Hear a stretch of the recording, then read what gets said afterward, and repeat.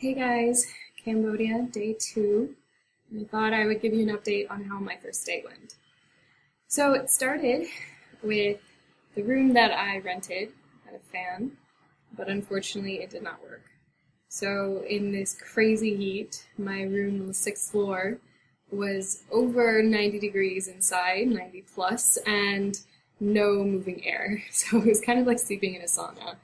And I just had maybe 2 hours of sleep. It was ridiculous.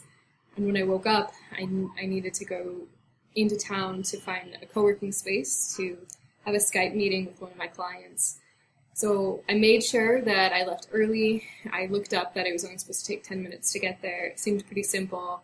And I had a map on my phone that I showed the tuk-tuk driver. It's kind of like a taxi. But yeah, it's like a motorbike pulling a little seat that you ride on, and it's called a tuk-tuk. And so I gave the guy my phone so he could see the map, and while we were driving, every time we passed another tuk-tuk driver, he stopped and asked them, he took my phone and asked them where we were supposed to go, because he didn't know. So 45 minutes later, I'm still not there. I'm late for my meeting, and I'm getting really frustrated. And by that time, over 30 tuk-tuk drivers have held my phone in their hand, trying to figure out where I'm supposed to go. And each person points my driver in a new direction. And when I finally do get to the co-working space, my client is already signed off of Skype because I'm late.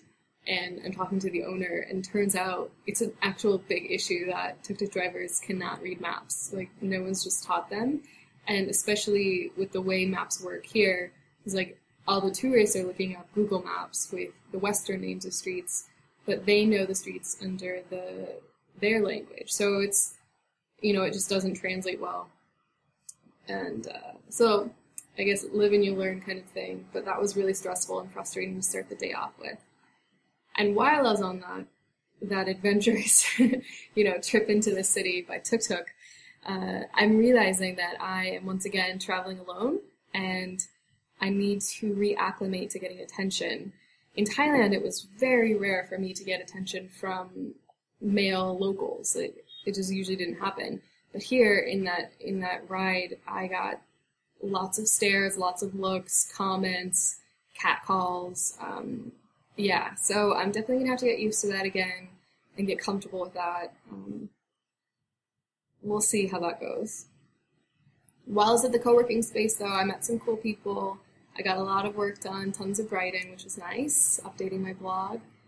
And at night, I walked around the city, saw the pub street, got some dinner.